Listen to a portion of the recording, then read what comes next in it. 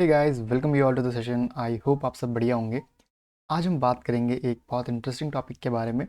Just last lecture के अंदर ही हमने ये देखा था कि किस तरीके से ऑपरेटिंग सिस्टम एक प्रोग्राम को प्रोसेस में कन्वर्ट करता है।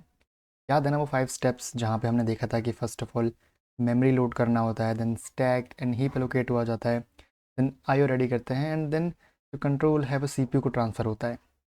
लेकिन अब एक इंटरेस्टिंग सवाल जो बनता था वहाँ पे कि ठीक है, अब प्रोसेस जो है मेमोरी में लोड हो गई, तो मेमोरी में एग्जैक्टली किस तरीके से ऑर्गेनाइज करके रखी जाती है? क्योंकि ऐसा तो है नहीं उसको रैंडमली डाल देंगे, क्योंकि इससे मेमोरी मैनेजमेंट बिगड़ सकता है। क्या पता कुछ ओवरराइट हो जाए, दिक्कतें आ सकती है।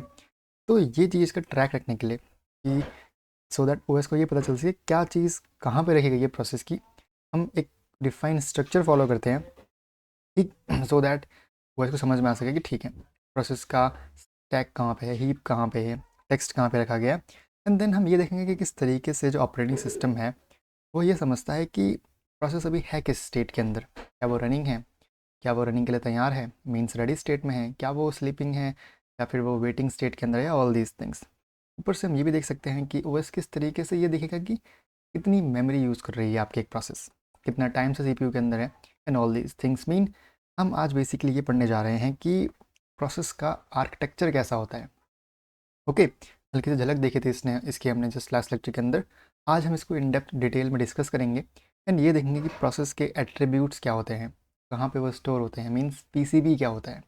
तो बहुत ही एक इंटरेस्टिंग और बहुत थॉटफुल लेक्चर रहने वाला है। तो लेट्स स्टार्ट करते हैं आज का लेक्चर।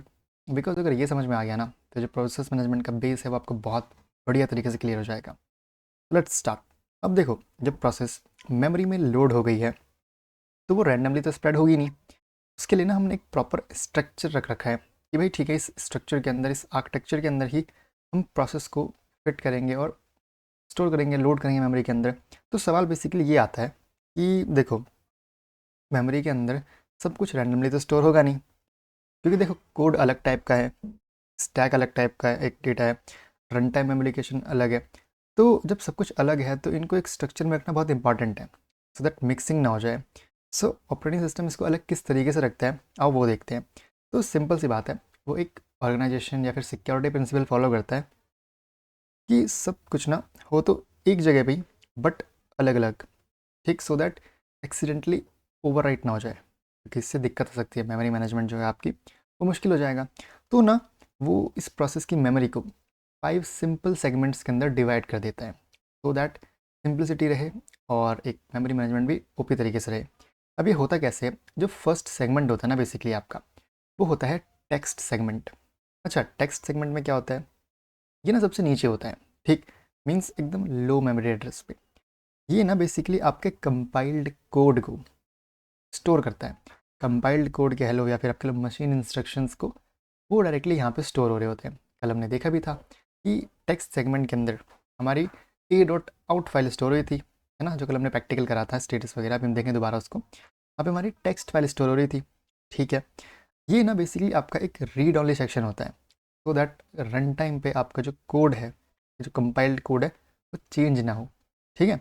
लेट्स, आपको पता है कि आपका जो कोड होता है, जो फंक्शंस वगैरह उसके अंदर सब कुछ होता है, वो कंपाइल होने के बाद बाइट कोड में कन्वर्ट हो जाते हैं, तो वही यहाँ पे स्टोर हो रहे होते हैं बेसिकली आपके, ठीक है। अब एक सवाल बेसिकली आपके आपके मन में नहीं आ रहा हो तो वो आना चाहिए कि टेक्स्ट जो है हमेशा ये बॉटम पे क्यों है, ऊपर क्यों नहीं है, बीच में क्यों नहीं है।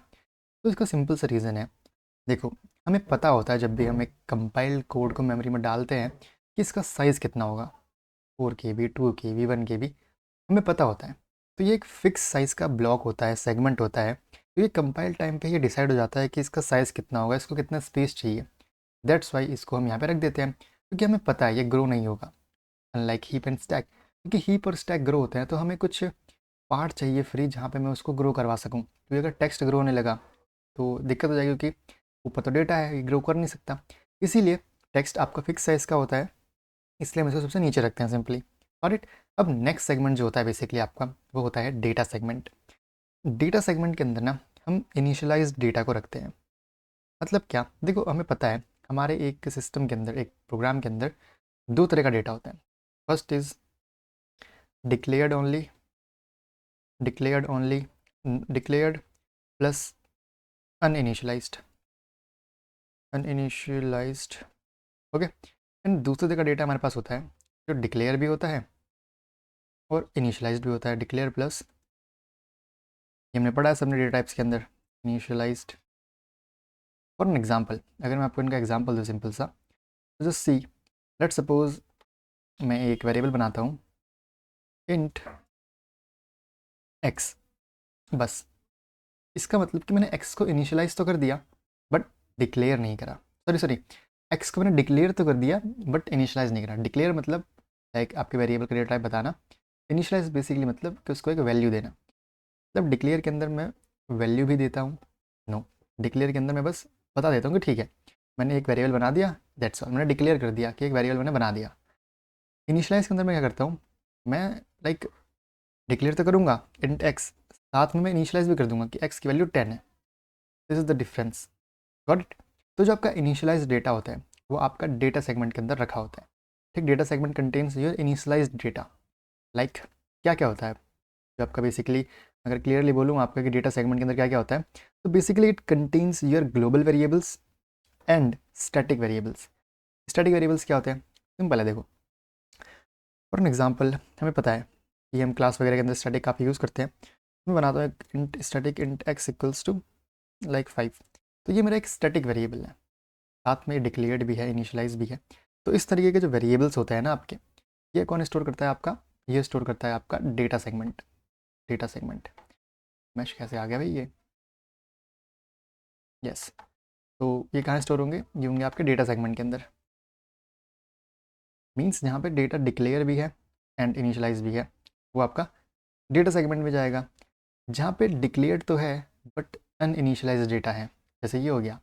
या फिर अगर स्टैटिक में मुझे मतलब अनडिक्लेयर करना है, मैं कैसे कर सकता हूँ मीन्स, या फिर मैं देखो एक ऐसे भी कर सकता हूँ कि मैंने एरे बना दी बहुत बड़ी सी, मैंने बट वैल्यू नहीं दी। या फिर मैं एक स्टैटिक वेरिएबल बना सकता हूँ, static and int flag, Boolean flag, कुछ भी लिख सकते हो आप। तो ये कैसा, ये अन इनिशलाइज डेटा है, मीन्स हमें इसकी वैल्यू नहीं पता, बट हाँ ये इनिशलाइज जरूर हो रखा है। तो इस तरीके के डेटा को मैं कहाँ रखता हूँ, मैं इसको रखता हूँ वी एस एस सेगमेंट के अंदर। वी एस एस सेगमेंट के अंदर, ठीक। V S S segment basically आपका डेटा सेगमेंट के अंदर ही एक सेगमेंट होता है। आप इस तरीके से समझ सकते हो कि इनिशियल नीचे, क्योंकि मुझे पता है कितना साइज़ चाहिए, अन इनिशियल थोड़ा सा ऊपर रखते हैं सो दैट थोड़ा ग्रो कर सके, अगर इसको ज़्यादा मेमोरी वगैरह चाहिए, लाइक क्योंकि मेमोरी के अंदर होता है बेसिकली दोनों चीज़ आपकी। Got it. तो ये आपका बी एस एस सेगमेंट और आपका डेटा सेगमेंट, नाइस। क्योंकि data segment we know that thing like uninitialize और इनिशियलाइज दोनों को रखता है। तो इनिशियलाइज तो ठीक है, अनइनिशियलाइज के लिए उसको B S S segment use करना पड़ता है। ठीक, यहाँ पे जो ब्लॉक होते हैं ना वो एक सिंबल से स्टार्ट हो रहे होते हैं बेसिकली। ठीक है, आप इसके यहाँ थोड़ा सा और देख सकते हो। बट एक इंटरेस्टिंग फैक्ट जो मैं आपको यहाँ बताना चाहता हूँ ना, कि आपके जो तीनों वैल्यूज़ हैं एक तरीके से, तीनों वैल्यूज जो है ऑपरेटिंग सिस्टम ना लाइक क्या करता है, बाय डिफ़ॉल्ट इनको ना इनिशियलाइज कर देगा ज़ीरो से। यस, ये आपका ओ एस का है कि यहाँ पे लिख देते हैं O S initially science zero. Operating system खुद से इन तीनों को जीरो वैल्यू असाइन कर देगा स्टार्टिंग में। और इट, तो ये आपका डेटा सेगमेंट के बारे में थोड़ी सी जानकारी थी। अब हम मूव करते हैं your heap segment. Heap segment basically means dynamic memory. Means run time के वक्त अगर मुझे थोड़ी मेमोरी की नीड पड़ती है, so I will come towards heap memory. और इट, तो स्पेशल बेसिकली क्या है हीप मेमोरी के अंदर की, ऑब्वियसली बात है मैं रन टाइम के अंदर मेलॉक वगैरह यूज़ करके कुछ मेमोरी को अलोकेट करवा सकता हूँ अपने लिए। ओके, या फिर मैं न्यू यूज़ कर सकता हूँ। नाइस। तो जो मैं वो सब करूँगा वो यहीं पे एक तरीके से आएगी, ठीक। अब एक इंपॉर्टेंट बात यहाँ पे क्या है कि जो हीप होती है, वी नो दैट थिंग, वो अपवर्ड ग्रो करती है। अपवर्ड मीन्स वो लो एड्रेस से हाई एड्रेस की तरफ जाती है, means bottom to top grow करती है। नाइस। ऊपर से इसका साइज़ वेरिएबल होता है, मीन्स इनिशियली में भी थोड़ा छोटा हो, बट एज आपका प्रोग्राम रन करे क्या पता इसका साइज़ बढ़ता जाए। ओके, कम भी हो सकता है, वैसा कम इन द सेंस कि अगर बड़ा है तो वापस कम हो सकता है, जितना स्टार्टिंग में उतना तो रहेगा ही, उससे नीचे नहीं जा सकता कभी। फॉर एग्जाम्पल अगर मैं थोड़ा सा देखूँ इस चीज़ को, कॉपी करके आते हैं, चलो ये रहा आपका पूरा, हाँ, ठीक है। ओके, दो आएंगे देखना, आई नो दैट थिंग, पता नहीं क्या चीज़ है दो दो क्यों आ जाता है, पर ठीक है। तो मैंने क्या कहा कि जो आपका हीप होता है वो ग्रो करता है अपवर्ड। तो ओके, हीप को कह देते हैं कि आप जाते हो हमेशा ऊपर की तरफ, आप ऐसे ग्रो करते हो, क्या साइज़ चेंज हो सकता है, कलर वगैरह? ठीक है, ऐसा ठीक है। ओके, तो हीप आपको कुछ इस तरीके से ग्रो करता है। अब आप लोगों को ना एक चीज़ यहाँ पे देखनी चाहिए, जो एक दिक्कत है यहाँ पे, कि हीप ऊपर ग्रो कर रहा है एंड ऊपर स्टैक भी तो है। क्या पता स्टैक भी ग्रो कर रहा हूँ, है ना? तो मतलब कोलिजन हो सकता है दोनों का। तो यहीं पे एक डेंजर पार्ट बेसिकली आता है, जो ये है कि जब आपका हीप जो होता है वो अगर बहुत ज़्यादा ग्रो कर जाता है ना, और स्टैक से अगर टच कर जाए, तो आपके पास एक एरर आता है, run out of memory error. Got it? ये एरर बेसिकली इसलिए आता है कि आपका हीप जो है वो आपके स्टैक के साथ टच कर चुका है या कोलाइड कर चुका है। इसलिए ना हमें जो मेलॉक वगैरह होता है उसको बहुत केयरफुली यूज़ करना होता है। ठीक? When heap touches stack while going upward, it's the case of out of memory error. अब इसको हम प्रिवेंट कैसे कर सकते हैं? आपके मन में सवाल आ रहा होगा, इसको रोक कैसे सकते हैं? उसको रोकने के लिए देखो सिंपल सा तरीका है कि आप क्या करो ना, फर्स्ट ऑफ ऑल आप मेमोरी लीक को अवॉइड करो। ऊपर से आप जो मतलब बहुत टाइम से यूज़ नहीं कर रहे मेमोरी का पार्ट, उसको फ्री करो, उसको डीएलोकेट करो, सो दैट हमारे पास कुछ पोर्शन मिले।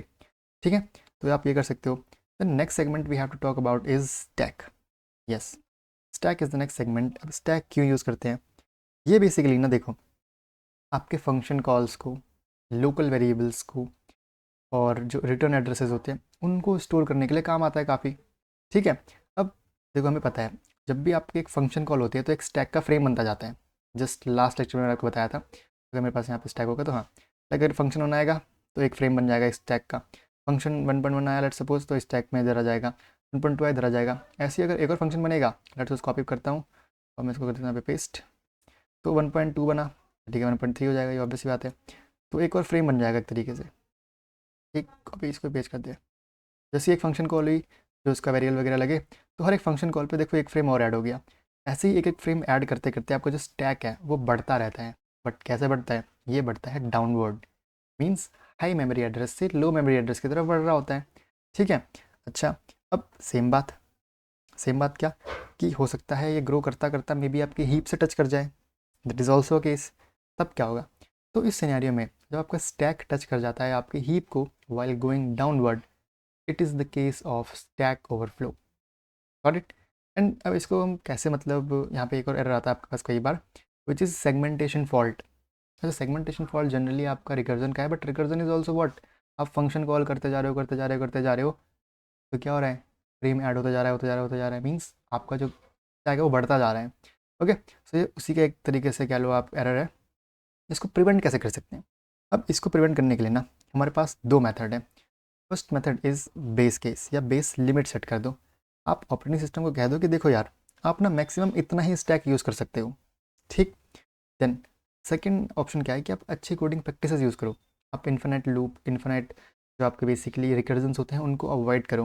या फिर जो लोकल एरर्स होती है ना, बहुत बड़ी बड़ी एरर्स बना लेते हो, लाइक दिस, आगे ये वाली देखो, 10,000 एरर, 1000 एरर, लाइक ऐसी आप अवॉइड करो बनाना। Got it? तो इस तरीके से आप रोक सकते हो बेसिकली अपने जो स्टैक के प्रॉब्लम को है उसको। या फिर आप सेट कर सकते हो कि ठीक है, स्टैक जो है वो बस इतना यूज़ करेगा, कितना? स्टैक बस इतना यूज़ करेगा, एंड हीप जो है वो इतना यूज़ करेगा, सो दैट इनके बीच में दिक्कत ना है, इतना इतना। अब देखो कोलाइड नहीं कर रहे तो जस्ट एकदम पिन पॉइंट पर रुक जा रहे हैं दोनों के दोनों। तो इस तरीके से भी आप अवॉइड कर सकते हो आपके जो आउट ऑफ मेमोरी एरर है, या फिर आपका जो सेगमेंटेशन फॉल्ट, या फिर जो आपका रिकर्सिव एरर है। ठीक? इन सब चीज़ों को, स्टैक ओवरफ्लो वगैरह को। नाइस। तो ये था बेसिकली आपका आर्किटेक्चर ऑफ प्रोसेस। नाइस। अब मूव करते हैं towards the attributes of process. ये एक प्रोसेस के क्या एट्रीब्यूट्स होते हैं? अब सिंपल सी बात है, देखो सिस्टम के अंदर हमारे पास क्या होता है, फाइल्स वगैरह होती हैं। तो उन फाइल के कुछ एट्रीब्यूट होते हैं ना, अगर मैं दिखाऊँ आपको अगर ध्यान से, देखो अगर मैं फोल्डर खोलता हूँ, मुझे पता है मेरी वीडियो बन रही है, ठीक है, तो इसके मतलब प्रॉपर्टीज़ क्या क्या है, ये मुझे क्या दिखाएंगे, इसके एट्रीब्यूट्स। मीन्स कि भाई इस तरीके की वीडियो, ये एक MKB वीडियो है, देन कब क्रिएट हुई, अभी क्रिएट हुई, साइज़ कितना है, देखो 476.2 MB, देखो बढ़ता जा रहा है 77.3। एंड मैं चाहूँ तो इसके एम्बलम्स देख सकता हूँ, मैं चेंज कर सकता हूँ, मैं हाईलाइट कर सकता हूँ कि भाई कैसी होनी चाहिए, परमिशन सेट कर सकता हूँ, ऑल दीज थिंग्स। तो ये क्या है? ये इसके एट्रीब्यूट्स नहीं है ना? एक फाइल के एट्रीब्यूट्स की भाई उसके पास एक एक्सटेंशन होगा, नाम होगा, कुछ साइज़ होगा, कुछ डेटा होगा।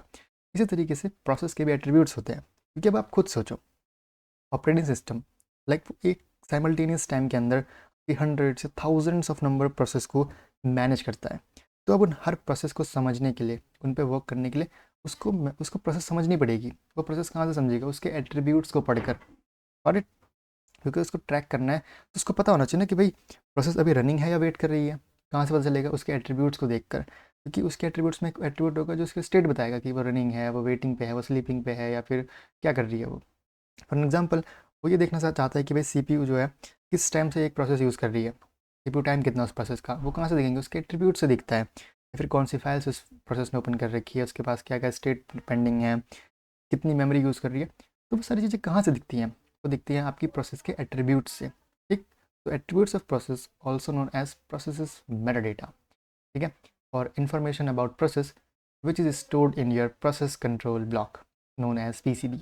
ठीक, तो प्रोसेस का एट्रीब्यूट होता है जिससे हमें प्रोसेस की पहचान होती है, उसके बारे में पता चलता है। वो कहाँ स्टोर होता है? वो स्टोर होता है पीसीबी के अंदर। एक simple terms, attributes of processes are stored in your PCB. PCB क्या होता है? एक प्रोसेस कंट्रोल ब्लॉक होता है। इसको अभी हम आगे देखेंगे। बिफोर दैट हम डिस्कस करते हैं कि एक प्रोसेस के क्या क्या एट्रीब्यूट्स हो सकते हैं।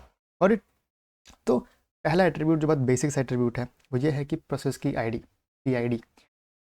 यूनिकली किसी प्रोसेस को आइडेंटिफाई करने के लिए पीआईडी एक बहुत सिग्निफिकेंट रोल प्ले करती है। अगर मैं खुद अपने सिस्टम में देखूँ तो मुझे दिख रहा है कि भाई इतने सारी प्रोसेस रन कर रही है, देखो 200 प्रोसेस रन कर रही हैं। हर प्रोसेस का अपना एक प्रोसेस आईडी है, और कोई प्रोसेस आईडी किसी के साथ कोलाइड नहीं कर रही, सबकी अपनी डिफरेंट डिफरेंट यूनिक है, like you can see that's. Okay, तो ये क्यों यूज़ होते हैं? सो दैट मैं किसी एक प्रोसेस को यूनिकली आइडेंटिफाई कर सकूँ। और देन आप process state which is my second attribute. इससे मुझे पता चलता है कि जो प्रोसेस है अभी क्या कर रही है। क्या वो प्रोसेस अभी रनिंग में है, क्या वो रेडी है, क्या वो वेट कर रही है, क्या वो टर्मिनेट हो चुकी है। ठीक, और जो प्रोसेस की स्टेट होती है ना, वो डायनेमिकली चेंज हो रही होती है। फॉर एग्जाम्पल, अगर आप एक प्रोसेस रन कर रही है तो रनिंग स्टेट में है, अगर वो आईओ करने के लिए चलेगी तो वो वेट करती है। Got it? तो इस तरीके से जो सिस्टम होता है वो काम कर रहा होता है, एक प्रोसेस के स्टेट को भी वो मैनेज करता है, सो दैट पता तो लग सके कि एक्चुअली चल क्या रहा है। Got it? तो the next thing we have here is program counter. अच्छा, ये बहुत एक इंटरेस्टिंग चीज़ है। अगर आपको अब तक का लेके समझ में आया तो एक बार लाइक सब्सक्राइब शेयर जरूर कर देना और कमेंट करके बताना कैसा लग रहा है। बाकी हम डिस्कस कर रहे थे प्रोग्राम के काउंटर को। अब प्रोग्राम काउंटर आप समझ के चलो ना, देखो हमने जस्ट कुछ लेक्चर्स पहले ये बात करी थी कि यार सीपीयू जो होता है वो बहुत सारी प्रोसेस के बीच स्विच करता है, कॉन्टेक्स्ट स्विचिंग। तो वहाँ पे पता कैसे चलता है कि यार मतलब यहाँ तक तो ये प्रोसेस रन कर चुकी है, इसके आगे रन करना है, कौन सी प्रोसेस कहाँ तक एग्जीक्यूट हो चुकी है, ये पता चलता है प्रोग्राम काउंटर से। प्रोग्राम काउंटर हमेशा आपकी जो नेक्स्ट इंस्ट्रक्शन है उसका एड्रेस स्टोर करता है, क्योंकि सीपीयू को पता तो होना चाहिए ना कि प्रोसेस रिज्यूम कहाँ से करनी है। और वरना बार बार स्टार्टिंग से रन करता रहेगा, फिर तो दिक्कत हो जाएगी। The next thing here is CPU registers. ये भी आपका एक प्रोसेस का एट्रीब्यूट होता है, जहाँ पे जितने भी आपके सीपीयू रजिस्टर्स होते हैं उनकी वैल्यूज़ को हम स्टोर करते हैं। ठीक है, जो जनरल पर्पस रजिस्टर्स होते हैं आपके, stack, counter, okay, all these thing basically. So ये ना सेव होते हैं फिर रीस्टोर होते हैं जब भी आपकी प्रोसेस सीपीयू को दी जाती है basically. The next thing we have here is memory information. ये भी आपका ही एक एट्रीब्यूट होता है, जहाँ पे जो आपका कोड है, जो डेटा है बेसिकली, स्टैक, हीप, ये सब यहाँ रखे हुए होते हैं।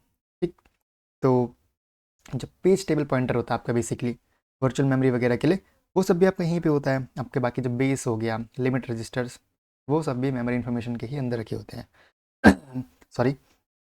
Next thing we have here is accounting information. Accounting information basically means आपकी प्रोसेस का लेखा जोखा। मतलब क्या कि कितना सीपीयू टाइम वो ले चुकी है ऑलरेडी, कितनी टाइम लिमिट्स हैं उस प्रोसेस की, क्या कोई डेडलाइन वगैरह है, यूज़र आईडी क्या है, जॉब नंबर क्या है। All these things are actually your in memory information. Now will talk about the accounting info. Now we'll talk about IO information, means input output operation information. मतलब यहाँ पे ये information में ध्यान रखा जाएगा कि कौन से आईओ डिवाइसेस असाइंड हैं आपके उस प्रोसेस को, ठीक, कौन सी पेंडिंग आईओ रिक्वेस्ट्स हैं, एंड कौन सी फाइल्स उसने ओपन कर रखी हैं बेसिकली। उन सबका जो ट्रैक है वो यहाँ पे रखा जाता है simply. Next thing here is parent और चाइल्ड इन्फॉर्मेशन। मीन्स कि एक प्रोसेस की दूसरे प्रोसेस के साथ क्या रिलेशनशिप है, उसके बारे में जो इन्फॉर्मेशन होगी वो आपकी यहाँ रखी गई होगी। मीन्स इस सेक्शन के अंदर जहाँ पे पेरेंट चाइल्ड इन्फो वाली बेसिकली। तो लाइक कौन पेरेंट है, कौन चाइल्ड है, ये सब जो चीज़ें होती हैं यहाँ से पता चल जाती है बेसिकली आपको। ठीक है, तो हम बात करते हैं मेन थिंग, क्योंकि सवाल ये है कि ये सब इन्फॉर्मेशन है ठीक, बट ऑपरेटिंग सिस्टम इनको कहाँ पे स्टोर करता है, सो दैट प्रॉपरली वो इसको लोड कर पाए जब उसको नीड हो एकदम फास्ट तरीके से। यहाँ पे काम आता है आपका पीसीबी। पीसीबी क्या है? PCB is basically a process control block, या फिर आपका लो एक डेटा स्ट्रक्चर है जो कि आपका ऑपरेटिंग सिस्टम यूज़ करता है स्पेसिफिकली एक प्रोसेस के सारे एट्रीब्यूट्स को स्टोर करने के लिए, उनके इन्फॉर्मेशन को स्टोर करने के लिए। ठीक, अब इसका भी एक स्ट्रक्चर होता है और उसको समझते हैं। स्ट्रक्चर बेसिकली सेम आपके एट्रीब्यूट्स को ही कंटेन करता है, like process ID, process state, program counter, CPU register, memory info, counting info, IO state info, parent child info and प्राइट info. जो प्राइट इन्फो में क्या है बेसिकली कि देखो, अब हर प्रोसेस की एक प्रायोरिटी असाइन होती है उसको, कि अब यहाँ पे क्या होता है, जितनी ज़्यादा प्रायोरिटी होगी उतना ज़्यादा सीपीयू टाइम उसको मिलता है बेसिकली। ठीक है, और जल्दी कराने की कोशिश करते जाती है वहाँ पे। तो बेसिकली वो चीज़ें भी यहाँ पे स्टोर होती है आपकी। बाकी एक नई यहाँ पे इन्फॉर्मेशन आती है, thread information. Means may be जो प्रोसेस है आपकी वो मल्टी थ्रेडेड प्रोसेस हो, है ना, पॉसिबिलिटी तो है। तो उसकी जो डिटेल्स है थ्रेड की सारी वो इस सेक्शन में रखी जाती है। बाकी ऊपर नीचे तक सब कुछ सेम था कि भाई पीआईडी आपकी यूनिक आइडेंटिफायर है आपकी प्रोसेस का, प्रोसेस स्टेट में क्या है, रनिंग है, न्यू है, रेडी है, टर्मिनेटेड है, वो सब स्टोर होता है। Program counter just next address store करता है जो रन करवाना है सीपीयू के द्वारा। बाकी आपका जो बेसिकली सीपीयू रजिस्टर्स हैं, यहाँ पे सारे रजिस्टर्स की वैल्यू स्टोर होती है। और कॉन्टेक्स्ट स्विचिंग बेसिकली लाइक आपका स्टैक पॉइंटर हो गया, base pointer, code register, all these things actually. ठीक, मेमोरी इन्फो में सीपीयू टाइम कितना यूज़ हो गया, टाइम लिमिट्स क्या क्या है, जॉब नंबर क्या क्या है, page table information, all these things. Accounting info में क्या, रिसोर्सेज कितने यूज़ कर रहे हो आप एक तरीके से। ठीक है, कितना टाइम से सीपीयू यूज़ कर रहे हो, जॉब नंबर क्या है, यूज़र आईडी क्या है, ऑल दीज थिंग्स। आपकी आईओ में आईओ डिवाइसेस क्या क्या हैं, पेरेंट में प्रोसेस का पेरेंट है क्या कोई, चाइल्ड है क्या कोई, एंड ऑल दीज थिंग्स। तो सिमिलर से है, कुछ ज़्यादा अलग नहीं है यहाँ पे। PCB is just a data structure in which your operating system actually controls the information about a process, attributes of process actually. ठीक, अब क्या होता है ना कि लाइक पीसीबी का यूज़ कहाँ होता है, आपसे कोई पूछ सकते हैं। बहुत सिंपल सा जवाब है कि देखो यार, कॉन्टेक्स्ट स्विचिंग में जब सीपीयू एक प्रोसेस से दूसरी प्रोसेस पे स्विच करना होता है ना, तो वो इसको यूज़ करता है। वो करता है क्या एक्चुअली में, जो करंट रनिंग प्रोसेस होती है उसके स्टेट को ना पीसीबी में सेव कर देता है। मीन्स आपका रजिस्टर सेव कर देगा, आपका प्रोग्राम काउंटर सेव कर देगा, एंड जो टर्म्स दिख रही है ना आपको सारी सेव कर देगा करंटली। फिर नेक्स्ट प्रोसेस का पीसीबी लोड करेगा, देन उसके अकॉर्डिंग सीपीयू को नई प्रोसेस देगा और काम करेगा कि कहाँ से रिज्यूम करना है, in all these things actually. तो बिना जो पीसीबी है ना उसके ये इम्पॉसिबल सा है स्टेट को मतलब रिज्यूम करना, क्योंकि ऑपरेटिंग सिस्टम को तो पता ही नहीं होगा कि प्रोसेस कहाँ से रिज्यूम होगी। तो वो बार बार स्टार्टिंग से करता रहेगा तो हो सकता है मे बी, है ना। तो ये चीज़ है।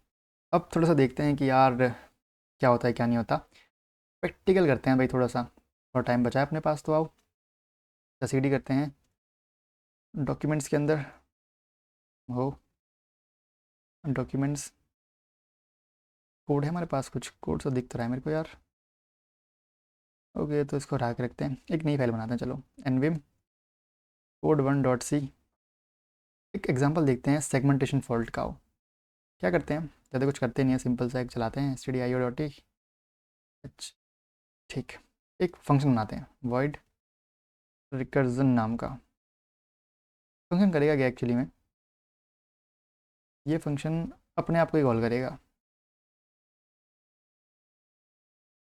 हो recursion, yes, int main, main में इसको हम कॉल कर देते हैं फटाफट, recursion एंड दिस। सो एक इन्फिनिट सा लूप बन गया, है ना। तो यस, मिलकर बन गया। अब मैं अगर कंपाइल करूँ and then just error out करता हूँ, तो देखो तुरंत ही मुझे सेगमेंटेशन फॉल्ट मिल गया। क्योंकि इतने एकदम से उसने लूप लगा लिया अपने ऊपर ही कि एक स्टैक के ऊपर एक, स्टैक के ऊपर एक, स्टैक के ऊपर एक, कि बार बार अपने आप को कॉल करे जा रहा था। तो बेचारा सेगमेंटेशन फॉल्ट में फंस गया, है ना। तो इस तरीके से देख सकते हो आप कि क्या चल रहा है बेसिकली, है ना। बट वो एक जो प्रॉब्लम थी ना बेसिकली कि ये करें, क्या करें हम एनवीएम कोड से कि हम लाइक इसको हम करते हैं थोड़ा डिलीट, इसको डिलीट करते हैं, इसको भी। और एक काम करते हैं कि एक बहुत ज़्यादा बड़ी एरे को एलोकेट करवा देते हैं।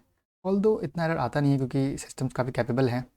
अगर मैं एक इंट एरे ही बनवाऊँ और लाइक इतनी बड़ी एरे बनवा देते हैं, कुछ पता नहीं आएगी भी नहीं आएगी। जस्ट फिर ट्राई करते हैं प्रिंट करने का कुछ, printf s n hello boom. चलो जी सी सी, अब आ गया एरर। अब एरर आना ही था, too large for its type, जैसे डिफरेंट टाइप का एरर आ गया। थोड़ा करते चलो, इतना ठीक है। इतना शायद से आ जाए मे बी। इसको रन करते हैं चलो। ठीक है, एरर नहीं आया। ऑल आई सेड कि भाई जो हम बाउंड्री लाइन तक जो एरे की कैपेबिलिटी है ना, वहाँ तक की हम मेमोरी एलोकेट करवा ही लेते हैं एक तरीके से, क्योंकि अब मेरे पास ज़्यादा मेमोरी है, आपके पास अगर कम होगी तो मे भी आपके में एरर हो जाए। बट उतना जल्दी आता नहीं है एरर, बेसिकली आता है एक इन्फिनेट रिकर्जन पे या एक इन्फिनेट लूप पे। तो इन्फिनेट लूप पे चलाते हैं वो, करते हैं डिलीट है, इसको कहते हैं डिलीट। इसको करते हैं क्या, for int I equals to 1 and when I is less than 0 just I plus plus. तो मैंने कि इन्फिनिट कंडीशन डाल दी, तो करता जाए क्या, अब लिखेंगे यहाँ पे क्या, सब्सक्राइब, स्केप करो guys, subscribe, yup, I think it's nice, yes it's nice. अभी अगर जीसीसी कंपाइल करता है, फिर रन करता है, तो will see stun, but how bro, ये क्या बात हुई, ओह कन्फ्यूजन इतनी जाती ना। ठीक है, int main, int i is 1 is less than 0, false, i plus plus करो। खेल क्यों नहीं रहा भाई कोड ये, तो खेल खेल रहा है मेरे साथ मतलब। आई आई ठीक है, आई प्लस प्लस, लॉजिक में गड़बड़ी है, काम करते हैं ना, कंडीशन लगाते ही नहीं है,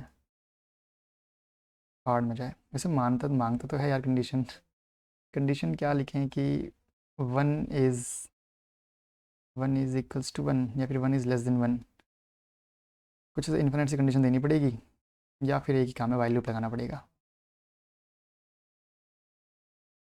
ठीक है, एनवीम करते हैं, एक काम कर देते हैं कि बहुत बड़ा नंबर डाल देते हैं। कितना बड़ा नंबर डाले बताओ आप, I is less then, boom, एक ये रहा। आप कहीं फिर से एरर ना दे दे मेरे को, चलो नहीं दिया फाइनली, करते जा रहा है, कोई बात नहीं, करने दो। हम एक काम करते हैं, कंट्रोल शिफ्ट आर करना था मेरे को, जी हाँ। तो मैं क्या देखना चाह रहा था कि मेरी प्रोसेस आईडी है क्या ये, मैं पी एस करूँ अगर, जेड एस एस में एक चल रही है 131713 वाली, ठीक है चल रही है, नाइस। सी डी करते हैं, स्टेटस देखते हैं, but before the seeing status I can just come here and check it. इसका जो स्टेटस था कितना था भाई, कहाँ चली गया ये, 131662। कैट करते हैं प्रॉक 131662, बस ये एलिमिनेट ना हुई हो, ठीक है। इसका स्टेटस देखना है मेरे को, ठीक है। अब तो मुझे इसका स्टेटस दिख रहा है, और अगर मैं देखूँ इसका स्टेट, तो इट्स रनिंग, दैट मीन्स ये क्या कर रहा है, ये रन हो रहा है एक्चुअली में, ये इतना नहीं चलेगा भाई, इतना नहीं चलेगा, ये रहा। और स्टिल देखो चलते जा रहा, चलते जा रहा, चलते जा रहा, दैट मीन्स ये रनिंग है, ठीक है। रुकने देगा इसको, लाइक सिस्टम इसने मेरा हैंग ना कर दिया हो कहीं, ये हैंग तो नहीं हुआ अभी, इसलिए नहीं करा क्योंकि ना, अगर मैं एक इन्फिनिट लूप लगा देता तो मेरा सिस्टम पूरा ब्लॉक कर देता, मैं वीडियो ख़राब हो जाती बेचारी, इसलिए मैंने उसको इन्फिनिट लूप पर नहीं डाला। इस बहुत बड़ा नंबर दे दिया। फिर अब ध्यान से देखो यहाँ पे, तो मुझे दिख रहा है कि रनिंग स्टेट में है प्रॉपरली, बंद होने देते हैं इसको, तब तक इसके कंजम्पशन देखते हैं कितना कंज्यूम करा है मेमोरी को। तो एडिट आउट चल रहा है बिल्कुल, कितना दे रहा है देखो, 1.2 MB ले रहा है, 8% CPU जो है अभी इसको दिया गया है, 87% क्या अराउंड है एक्चुअली, ठीक। ये कुछ अगर मैं इसको कर देता हूँ किसी तरीके से क्लोज, तुम बहुत चल लिया, अब तुम बंद हो जाओ आओ।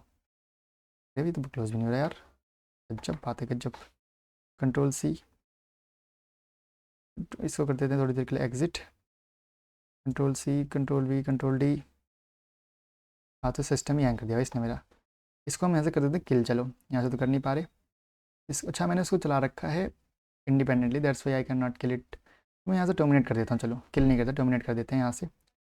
टर्मिनेट हो गई, यस हो गई, अब कुछ लिखा हुआ है, टर्मिनेट होगी। अभी अगर मैं वापस से जाऊँ वहीं पे और इसका स्टेटस देखूँ, कैट प्रोसेस, चाबी मुझे वहाँ पे दिखेगी नहीं है, एक तो हाँ दिखेगी नहीं, क्योंकि जैसे ही आपकी एक प्रोसेस टर्मिनेट हो जाती है, तो उसकी जो फाइल है ना related to that actually LS के अंदर, वो भी नहीं दिखती है आपको। जी हाँ, सीडी करके अगर मैं प्रॉक करूँ, प्रोसेस को मैं देखना चाहूँ अगर, तो मुझे नहीं दिखेगी, देखना क्या था, 1362 ना, 131662, 131662 आपको यहाँ पे कहीं मिलेगी नहीं। अगर मैं ग्रैप भी करना चाहूँ एलएस ग्रैप, 131162 मैथ्स की थी 131662 ओके 131662 तो नहीं मिलेगी क्योंकि वो एलिमिनेट हो चुकी है। अगर वापस से चला दूँ यहाँ पे वो सेम प्रोसेस तब तक के लिए कन्फर्म करते हैं एक बार कोड को। बहुत बड़ा नंबर दे दिया था हमने तो सही में। तो 100 बार करते हैं, चलो ठीक, सिंपल 100 बार करते हैं।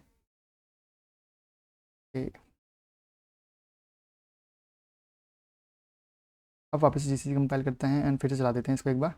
तो देखो तुरंत एक बार 100 बार कर दिया और मैं देख भी नहीं पाया इसको यहाँ पे, बट नो प्रॉब्लम, मेरे पास एक और कोड है। तो इस कोड को एक बार देखते हैं, चलो कोड सी चलाते हैं। तो ये कोड क्या कर रहा है, ये मतलब लूप स्टार्ट कर रहा है, 100 बार लूप चला रहा है, फिर 1 सेकंड के लिए वेट कर रहा है। तो इसको चलाते हैं एक बार, आओ G C C code dot C and इसे चलाते हैं। तो इसका जो देख रहे हो अगर आप ध्यान से 13 ठीक है। तो मैं अगर अब एल एस ग्रैप करके करूँ 133807 मुझे मिल रही है, ठीक है घुसते हैं इसके अंदर, चलो 133807। तो कुछ दिख रहा है मेरे को यहाँ पे, वही सब चीज़ें देखो टास्क वगैरह के अंदर मैं जो अगर जाता हूँ, मैं एक काम करता हूँ स्टेटस देखता हूँ वापस इसका। अब अगर आप बड़े ध्यान से देखना तो लगेगा कि भाई रनिंग तो है बट स्लीपिंग क्यों है। अब अगर रियलिटी बताऊँ अगर आपको इसकी, तो मैंने इसके अंदर देखो क्या यूज़ कर रखा था, S T D out sleep one मतलब 1 सेकंड के लिए स्लीप।